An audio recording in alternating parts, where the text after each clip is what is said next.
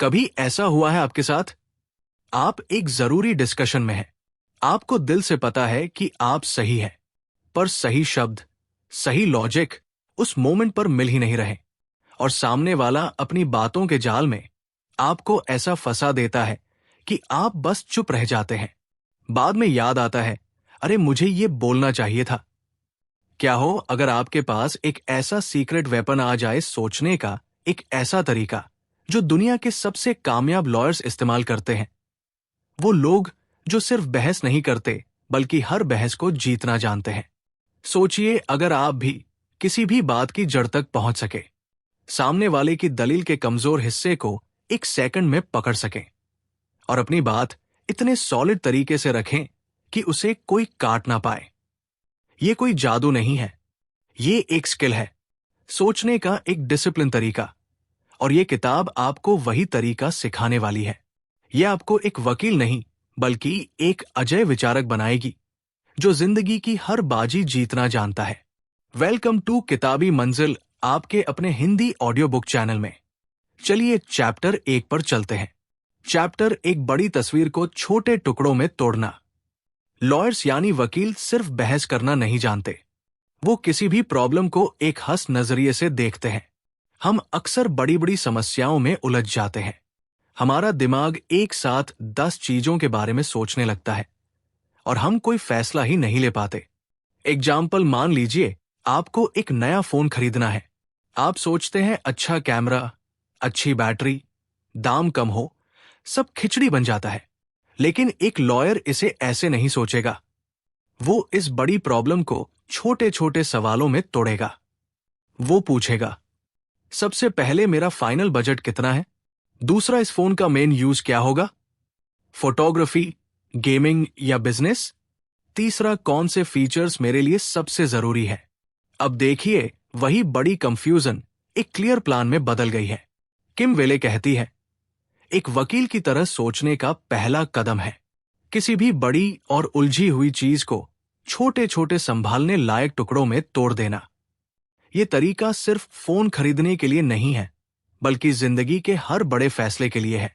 जब आप किसी समस्या को छोटे हिस्सों में तोड़ देते हैं, तो आप भावनाओं से हटकर तथ्यों पर ध्यान दे पाते हैं।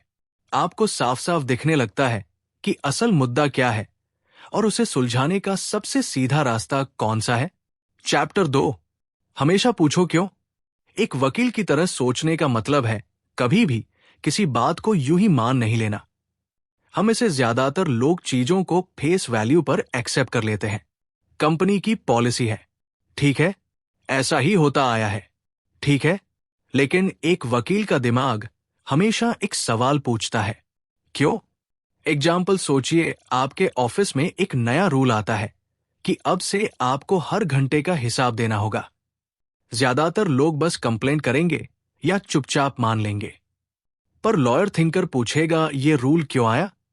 इससे कौन सी प्रॉब्लम सॉल्व हो रही है? क्या इसे लाने का कोई और बेहतर तरीका था? इस डाटा का इस्तेमाल कौन और कैसे करेगा? ये एक सवाल क्यों आपको सतह से हटाकर मामले की जड़ तक ले जाता है।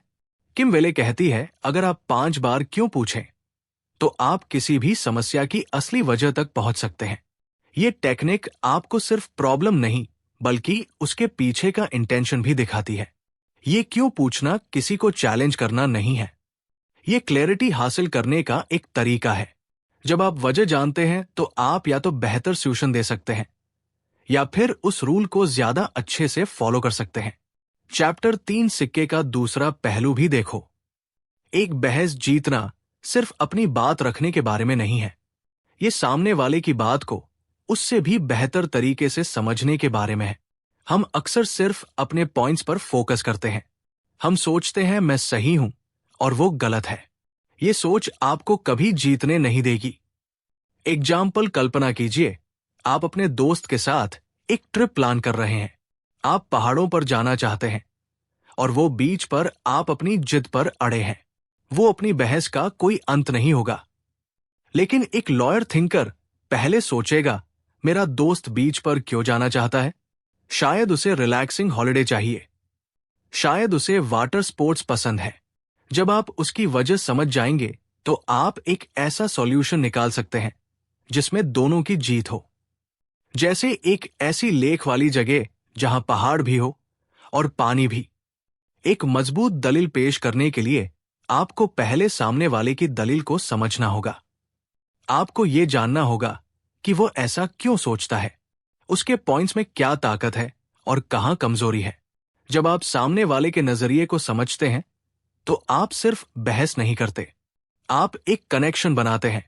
आप दिखाते हैं कि आपने उनकी बात सुनी और फिर आप अपनी बात ज्यादा असरदार तरीके से रख सकते हैं। चैप्टर 4 भावनाओं से नहीं तथ्यों से सोचो। हमारी दुनिया भावनाओं और ओपिनियंस पर चलती है। मुझे लगता है, मेरा मानना है, ये बातें सुनने में अच्छी लगती है, पर एक मजबूत आर्गुमेंट की नींव नहीं बन सकती। एक वकील का दिमाग भावनाओं को दरवाजे पर ही छोड़ देता है। वो सिर्फ एक चीज पर फोकस करता है, फैक्ट्स यानी तथ्य। एग्जाम्पल, एक मीटिंग में कोई कहता है हमारा नया प्रोडक्ट फेल हो जाएगा, मुझे अच्छी फीलिंग नहीं आ रही। ये एक भावना है। एक लॉयर थिंकर इसकी जगह कहेगा पिछले 6 महीनों का मार्केट डाटा दिखाता है कि इस तरह के प्रोडक्ट की डिमांड 40% कम हो गई है। हमारे टॉप 3 प्रतिस्पर्धी भी ऐसे प्रोडक्ट से लॉस उठा चुके हैं, इसलिए हमें इस लॉन्च को रीवैल्यूएट करना चाहिए। अब बताइए किसकी बात में ज्यादा वजन है? किम वेले कहती है तथ्य वो खंभे हैं जिन पर आपकी दलील टिकी होती है। बिना तथ्यों के आपकी बात सिर्फ हवा में उड़ता एक ओपिनियन है। तथ्य वो होते हैं जिन्हें साबित किया जा सकता है। वो यूनिवर्सल होते हैं, उन्हें कोई झुठला नहीं सकता। अगली बार जब आप कोई बड़ी बात कहें तो रुक कर खुद से पूछिए, क्या मेरे पास इस बात को साबित करने के लिए कोई कंक्रीट फैक्ट है? ये एक आदत आपकी हर बात का वजन बढ़ा देगी। चैप्टर 5 शब्दों का सही इस्तेमाल। लायर्स जानते हैं कि हर शब्द का एक वजन होता है। एक गलत शब्द पूरे मतलब को बदल सकता है। हम अपनी रोजमर्रा की जिंदगी में अक्सर ढीले ढाले शब्दों का इस्तेमाल करते हैं। मैं जल्द ही वहां पहुंचूंगा, ये काम लगभग हो गया है। ये शब्द कंफ्यूजन पैदा करते हैं। एग्जाम्पल सोचिए, आपके बॉस ने आपको एक मेल लिखने को कहा। आपने लिखा I will send the report as soon as possible. SB का मतलब क्या है? 1 घंटा, 1 दिन। एक लॉयर थिंकर इसकी जगह लिखेगा आई will send the report by 5 PM today. ये क्लियर है, प्रिसाइज है और इसमें कोई कंफ्यूजन की गुंजाइश नहीं है।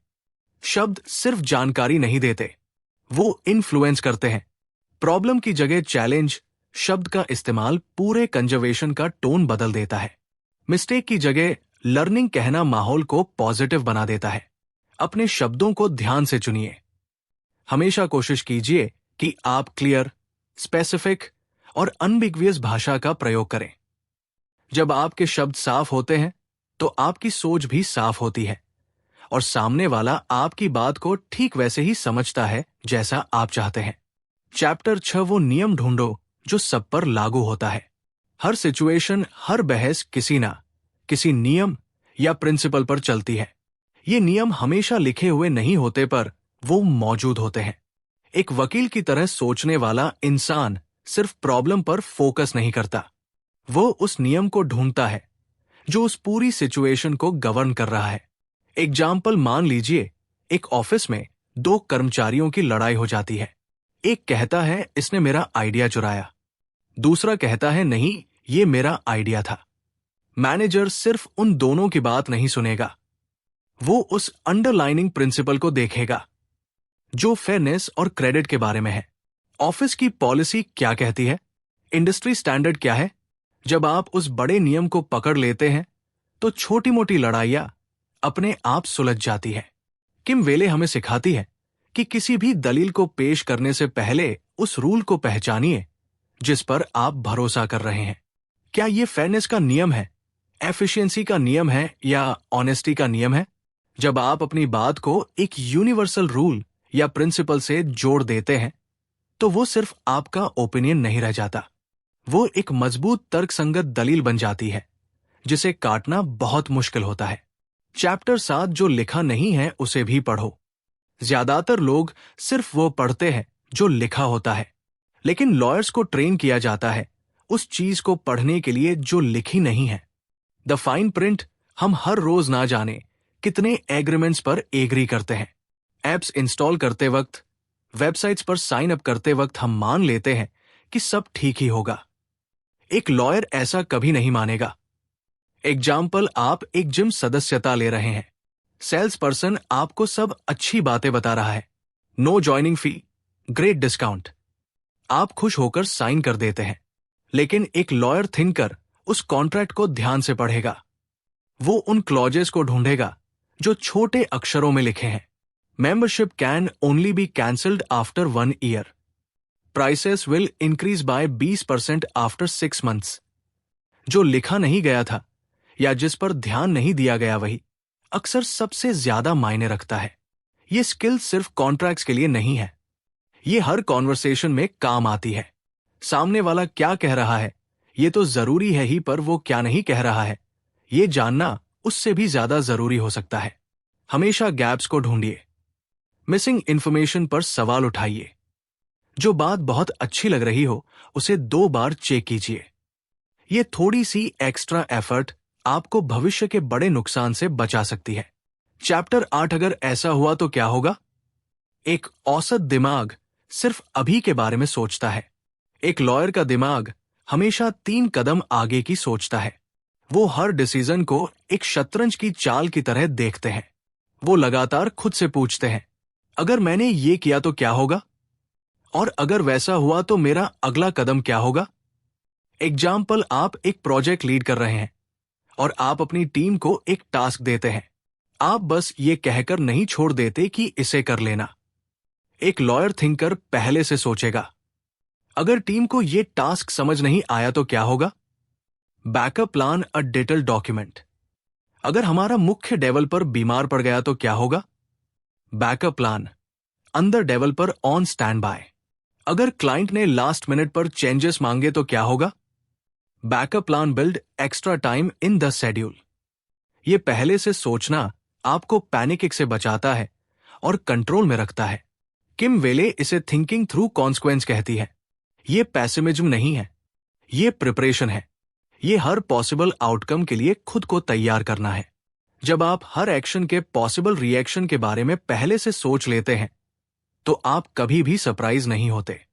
आप हमेशा तैयार रहते हैं और मुश्किल से मुश्किल सिचुएशन को भी शांत दिमाग से हैंडल कर पाते हैं।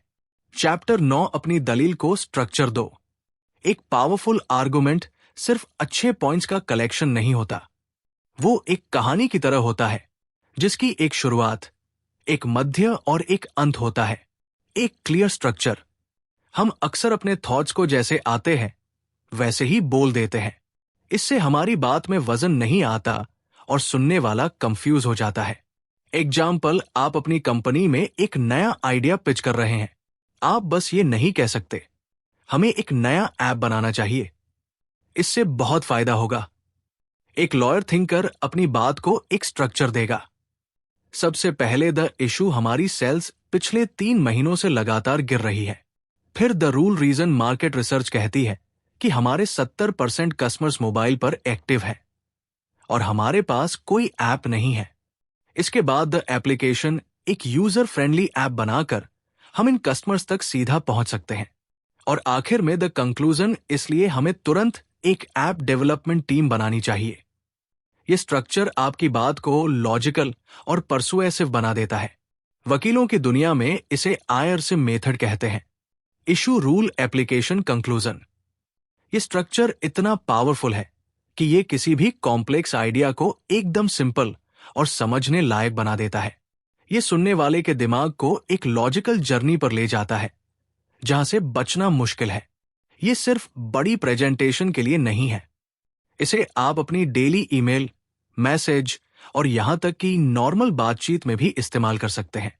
अपनी बात को स्ट्रक्चर देना सीखिए, आपकी बात का असर 10 गुना बढ़ जाएगा। हमेशा अपनी बात की शुरुआत मेन पॉइंट या प्रॉब्लम से कीजिए, फिर उसे सपोर्ट करने के लिए फैक्ट्स या रीजंस दीजिए और अंत में साफ साफ बताइए कि आप सामने वाले से क्या एक्शन चाहते हैं। Clarity is power. चैप्टर 10, चुप रहने की ताकत। हम मानते हैं कि एक डिस्कशन जीतने का मतलब है ज्यादा बोलना, ज्यादा पॉइंट्स रखना। लेकिन लॉयर्स जानते हैं कि कभी कभी सबसे ताकतवर चाल होती है चुप रहना। साइलेंस यानी चुप्पी एक खाली जगह बनाती है, और ज्यादातर लोग उस खाली जगह से असहज हो जाते हैं। वो उसे भरने के लिए बोलना शुरू कर देते हैं। एग्जाम्पल, आप एक दुकानदार से किसी चीज का दाम पूछ रहे हैं। उसने कहा 1,000 रुपए। अब तुरंत 800 रुपए ऑफर करने के बजाय आप बस उसकी आंखों में देखिए और कुछ सेकंड के लिए चुप हो जाइए। बहुत हाई चांस है कि वो खुद ही अनकंफर्टेबल होकर कहेगा, चलिए आपके लिए 900 लगा दूंगा। आपकी चुप्पी ने वो काम कर दिया जो शायद आपके शब्द नहीं कर पाते। किम वेले बताती है कि चुप्पी आपको सोचने का वक्त देती है। जब सामने वाला बोल रहा है तो आप सिर्फ सुन नहीं रहे, आप उसकी बॉडी लैंग्वेज, उसकी टोन और उसके शब्दों के पीछे छुपे मतलब को समझ रहे हैं। बातचीत में पॉज का इस्तेमाल कीजिए। जब आपसे कोई मुश्किल सवाल पूछा जाए तो तुरंत जवाब देने के बजाय एक आध सेकंड रुकिए। यह दिखाता है कि आप सोच समझकर बोल रहे हैं, और ये आपकी बात का वजन भी बढ़ाता है। याद रखिए, जो कम बोलता है उसकी बात को ज्यादा ध्यान से सुना जाता है। चैप्टर 11 या ना वाले सवालों से बचो। एक वकील जानता है कि जिस तरह सवाल पूछा जाता है उसी में जवाब की दिशा छुपी होती है, और सबसे खतरनाक होते हैं क्लोज्ड एंडेड क्वेश्चंस, यानी वो सवाल जिनका जवाब सिर्फ हाँ या ना में होता है। ये सवाल बातचीत को आगे बढ़ने से रोक देते हैं। ये आपको कंट्रोल करने की कोशिश करते हैं। क्या आप मेरे साथ सहमत हैं? अगर आप ना कहेंगे तो आप असहयोगी लगेंगे। अगर आप हाँ कहेंगे तो आप फंस जाएंगे। एग्जाम्पल, मान लीजिए आपका कोवर्कर पूछता है, क्या आपको नहीं लगता कि ये प्रोजेक्ट डेडलाइन इम्पॉसिबल है? ये एक ट्रैप है। अगर आप हाँ कहते हैं तो आप नेगेटिविटी का हिस्सा बन जाते हैं। अगर आप ना कहते हैं तो आप टीम की रियलिटी से कटे हुए लगते हैं। एक लॉयर थिंकर इस सवाल का जवाब हाँ या ना में नहीं देगा। वो इसे एक ओपन एंडेड तरीके से रिफ्रेश करेगा। मैं समझता हूं कि डेडलाइन चैलेंजिंग है। चलिए बात करते हैं कि कौन से टास्क सबसे ज्यादा टाइम ले रहे हैं और हम प्रोसेस को कैसे स्पीड अप कर सकते हैं। हमेशा ओपन एंडेड सवाल पूछने की कोशिश करें। वो सवाल जो क्या, क्यों, कैसे, कब से शुरू होते हैं। ये सवाल सामने वाले को ज्यादा जानकारी देने पर मजबूर करते हैं।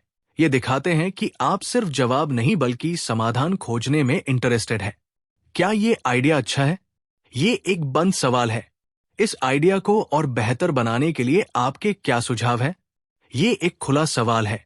अपनी बातचीत में इस छोटे से बदलाव को लाइए और देखिए कि कैसे लोग आपके साथ ज्यादा खुलकर बात करने लगते हैं।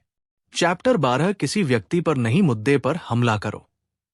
बहस जब गमा जाती है तो हम अक्सर एक बहुत बड़ी गलती कर बैठते हैं। हम मुद्दे को छोड़कर इंसान पर पर्सनल अटैक करने लगते हैं। आप तो हमेशा ही ऐसा करते हैं, आपको तो कुछ समझ ही नहीं आता। ये वो पॉइंट है जहां आप बहस हार जाते हैं, क्योंकि अब आप लॉजिक से नहीं ईगो से बात कर रहे हैं।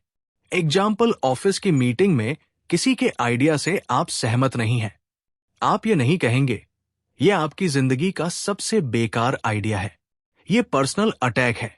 एक लॉयर थिंकर हमेशा आइडिया पर फोकस करेगा, इंसान पर नहीं। वो कहेगा आइडिया इंटरेस्टिंग है, लेकिन मुझे चिंता है कि हमारे पास इसे एग्जीक्यूट करने के लिए बजट और रिसोर्सेज नहीं है। क्या हम इस पर बात कर सकते हैं? देखिए, आपने असहमति भी जताई, लेकिन सम्मान के साथ किम वेले कहती है, एड होमिनम। ये एक लैटिन फ्रेज है जिसका मतलब है टू द पर्सन। ये एक लॉजिकल फेलोसी है, एक तर्क दोष। जब कोई आपकी बात का जवाब तथ्यों से नहीं दे पाता तो वो आप पर हमला करने लगता है। आपको इसे पहचानना है और खुद कभी इसका इस्तेमाल नहीं करना है। हमेशा याद रखिए, आपका लक्ष्य सामने वाले को नीचा दिखाना नहीं है, बल्कि मुद्दे का सबसे अच्छा समाधान निकालना है। जब आप इंसान की जगह मुद्दे पर फोकस करते हैं तो आप एक प्रोडक्टिव कंजर्वेशन का रास्ता खोलते हैं। चैप्टर 13, एनालॉजीज का इस्तेमाल करो। कभी कभी कुछ कॉन्सेप्ट्स इतने कॉम्प्लेक्स होते हैं कि उन्हें सीधे सीधे समझाना मुश्किल हो जाता है।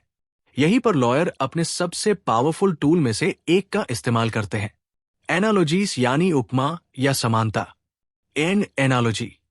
किसी मुश्किल आइडिया को एक जानी पहचानी और सरल चीज से जोड़ देती है। ये सुनने वाले के दिमाग में एक आहा मोमेंट क्रिएट करती है। एग्जाम्पल, आप अपनी टीम को समझाना चाहते हैं कि एक प्रोजेक्ट को बिना प्लानिंग के शुरू करना कितना खतरनाक है। आप कह सकते हैं, बिना प्लान के प्रोजेक्ट शुरू करना ठीक वैसा ही है जैसे बिना नक्शे के एक अनजान शहर में गाड़ी चलाना। आप शायद कहीं पहुंच तो जाएंगे, लेकिन उसमें वक्त, पैसा और एनर्जी बहुत बर्बाद होगी। ये सिंपल सी एनालॉजी आपकी बात को 100 पेज की रिपोर्ट से ज्यादा असरदार बना देती है। एक अच्छी एनालॉग आपकी बात को यादगार बना देती है। लोग शायद आपके दिए हुए आंकड़े भूल जाएं, लेकिन वो आपकी दी हुई उपमा को याद रखेंगे। ये इमोशनल कनेक्शन बनाने का भी एक बेहतरीन तरीका है। अपनी डेली लाइफ से एनालॉग्स ढूंढिए। स्पोर्ट्स से, कुकिंग से, नेचर से। जब भी आप कोई मुश्किल बात समझाने की कोशिश करें तो सोचिए, ये किस जानी पहचानी चीज की तरह है। ये छोटा सा एफर्ट आपके कम्युनिकेशन को नेक्स्ट लेवल पर ले जाएगा। चैप्टर 14, अपनी गलतियों को मानो। एक वकील के बारे में हमारी इमेज क्या होती है? कोई ऐसा जो कभी नहीं हारता, जो कभी गलती नहीं मानता।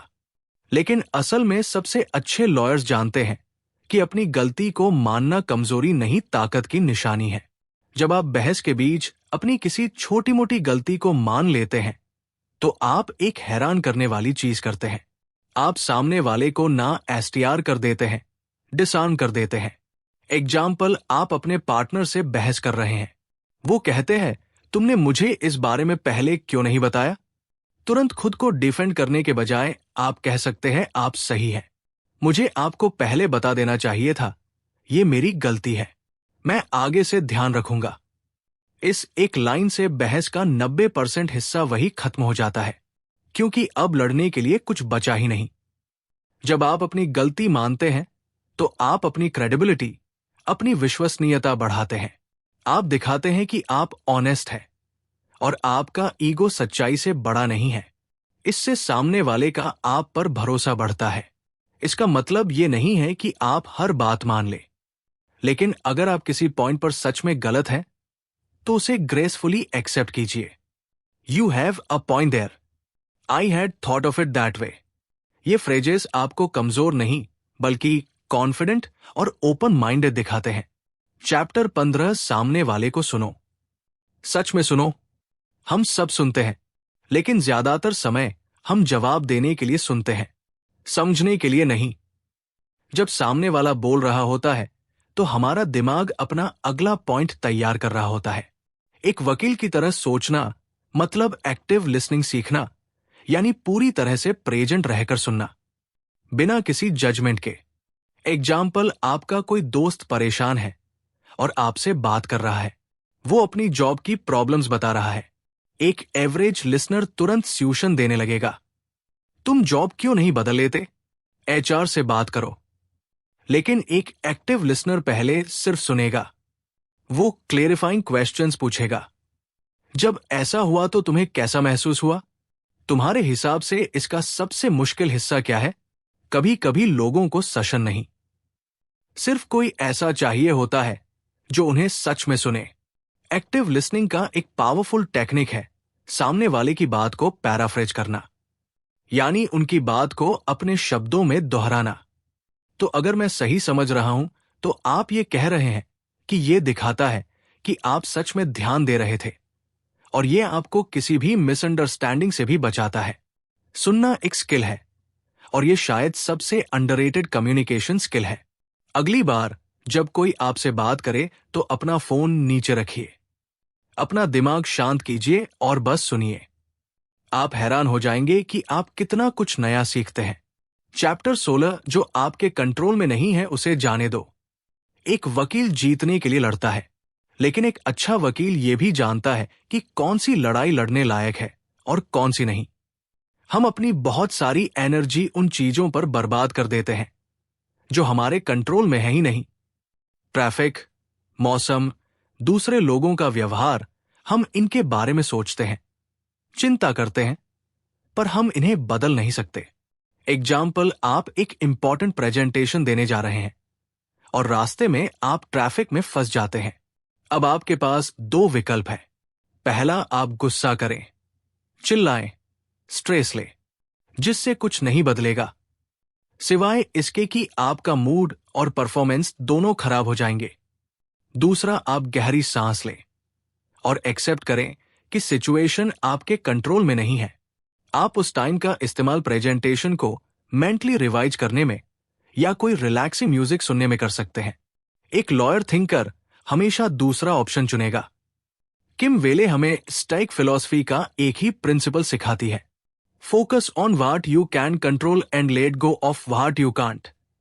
आप दूसरे लोगों के एक्शंस को कंट्रोल नहीं कर सकते, लेकिन आप अपने रिएक्शन को कंट्रोल कर सकते हैं, और आपकी असली ताकत इसी रिएक्शन में छुपी है।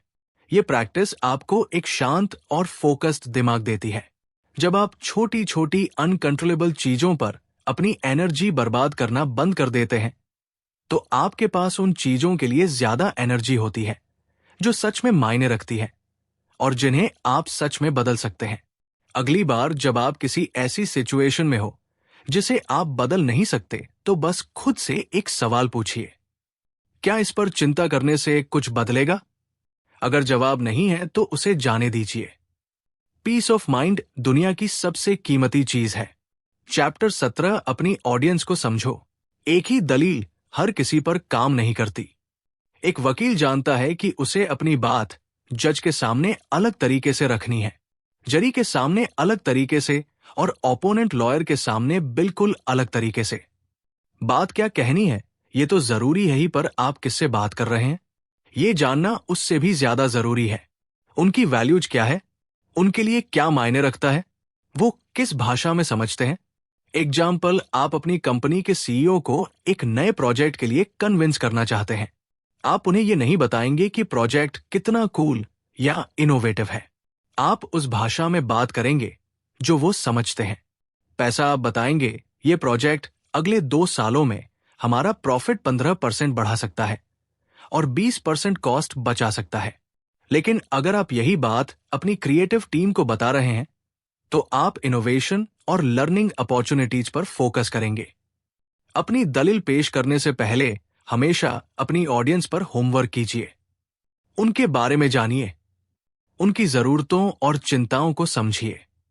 जब आप अपनी बात को सामने वाले की दुनिया और उसके मतलबों से जोड़ देते हैं, तो आपकी बात सिर्फ एक सुझाव नहीं रह जाती, वो उनके लिए एक सॉल्यूशन बन जाती है जिसे मना करना बहुत मुश्किल होता है। चैप्टर 18, सादगी सबसे बड़ी ताकत है। लॉयर्स की एक इमेज ये भी है कि वो बहुत मुश्किल और भारी भरकम शब्दों का इस्तेमाल करते हैं, लेकिन सबसे अच्छे कम्युनिकेटर्स जानते हैं कि असली जीनियस मुश्किल चीजों को आसान बनाने में है, आसान चीजों को मुश्किल बनाने में नहीं। अल्बर्ट आइंस्टीन ने कहा था, if you can't explain it simply you don't understand it well enough. अगर आप किसी बात को सरल शब्दों में नहीं समझा सकते, मतलब आप खुद उसे ठीक से नहीं समझे। एग्जाम्पल, एक डॉक्टर अपने मरीज को मेडिकल जजन में उसकी बीमारी नहीं समझाता। वो सरल भाषा का इस्तेमाल करता है जिसे एक आम इंसान समझ सके। आपके दिल की एक धमनी में थोड़ी रुकावट है, ये एथेरोस्क्लेरोसिस इन कोरोनरी आर्टरी से कहीं ज्यादा इफेक्टिव है। वही प्रिंसिपल हर फील्ड में लागू होता है। अपनी बात से अननेसेसरी जार्गन, कॉर्पोरेट बज़वर्ड्स और कॉम्प्लेक्स सेंटेंसेस को हटा दीजिए। छोटे छोटे वाक्यों का इस्तेमाल कीजिए। सरल और सीधे शब्दों का प्रयोग कीजिए। Clarity is kindness. जब आप साफ साफ बोलते या लिखते हैं, तो आप सामने वाले का वक्त और एनर्जी बचाते हैं। आप दिखाते हैं कि आप उनकी रिस्पेक्ट करते हैं। सादगी आपकी बात का वजन कम नहीं करती, बल्कि उसे बढ़ाती है, क्योंकि अब उसे ज्यादा लोग समझ सकते हैं। चैप्टर 19, सवाल पूछने से मत डरो। बचपन से हमें सिखाया जाता है कि सवाल पूछने का मतलब है कि हमें कुछ पता नहीं है। यह हमें कमजोर दिखाता है। यह सोच बिल्कुल गलत है। एक वकील का सबसे बड़ा हथियार उसका ज्ञान नहीं, बल्कि उसकी जिज्ञासा होती है। उसकी सवाल पूछने की क्षमता सबसे डम लगने वाला सवाल अक्सर सबसे जरूरी जानकारी बाहर लेकर आता है। एग्जाम्पल, एक बड़ी मीटिंग चल रही है और सीईओ एक नया टर्म प्रोजेक्ट फिनिक्स बार बार इस्तेमाल कर रहे हैं। कमरे में किसी को नहीं पता कि इसका मतलब क्या है, पर पूछने से सब डर रहे हैं कि कहीं वो बेवकूफ ना लगे। एक लॉयर थिंकर हाथ उठाकर पूछेगा, माफ कीजिएगा, क्या आप प्रोजेक्ट फिनिक्स को थोड़ा और एक्सप्लेन कर सकते हैं? मैं बस ये सुनिश्चित करना चाहता हूं कि हम सब एक ही पेज पर हैं। इस एक सवाल से पूरे कमरे का कंफ्यूजन दूर हो जाता है। सवाल पूछना अज्ञानता की नहीं, बल्कि कॉन्फिडेंस और इंगेजमेंट की निशानी है। ये दिखाता है कि आप ध्यान दे रहे हैं और आप चीजों को बेहतर तरीके से समझना चाहते हैं। ये सामने वाले को सम्मान देने का भी एक तरीका है। कभी भी ये मानकर मत चलिए कि आपको सब कुछ पता है। अस्मू यानी अनुमान लगाना कम्युनिकेशन का सबसे बड़ा दुश्मन है। अधूरे सच और गलतफहमियां हमेशा अनुमान लगाने से ही पैदा होती है। इसलिए क्लेरिफाई करने में कोई शर्म महसूस मत कीजिए। पूछिए और तब तक पूछिए जब तक आपको 100% स्पष्टता न मिल जाए। एक सवाल पूछकर 5 मिनट के लिए अनजान दिखना चुप रहकर जिंदगी भर अनजान बने रहने से कहीं बेहतर है। चैप्टर 20 ये सिर्फ सोचने का तरीका नहीं, जीने का तरीका है। ये किताब आपको सिर्फ बहस जीतना नहीं सिखाती, ये आपको एक बेहतर विचारक, एक बेहतर कम्युनिकेटर और एक बेहतर डिसीजन मेकर बनाती है। एक वकील की तरह सोचना कोई स्विच नहीं है जिसे आप ऑफिस में ऑन और घर पर ऑफ कर दें। ये एक माइंडसेट है जो आपकी जिंदगी के हर पहलू में आपकी मदद करता है। एग्जाम्पल, आप अपने बच्चे को डिसिप्लिन सिखाना चाहते हैं। आप सिर्फ रूल्स बनाने छठा चैप्टर के बजाय उसके पीछे का क्यों चैप्टर 2 समझाते हैं। आप उसकी बात को एक्टिव लिसनिंग चैप्टर 15 से सुनते हैं और आप मुद्दे पर फोकस करते हैं, चैप्टर 12 बच्चे पर नहीं। यह तरीका आपके रिश्ते को मजबूत और ज्यादा रिस्पेक्टफुल बनाता है। ये स्किल्स, बड़ी प्रॉब्लम्स को छोटे हिस्सों में तोड़ना, तथ्यों पर फोकस करना, सिक्के के दोनों पहलू देखना, परिणामों के बारे में पहले से सोचना, ये सब लाइफ स्किल्स है। ये आपको मार्केटिंग गिमिक से बचाएंगी, फेक न्यूज को पहचानने में मदद करेंगी और आपको ज्यादा इन्फॉर्म्ड और इमावर्ड सिटीजन बनाएंगी। एक वकील की तरह सोचना आपके दिमाग के लिए एक सुपर पावर हासिल करने जैसा है।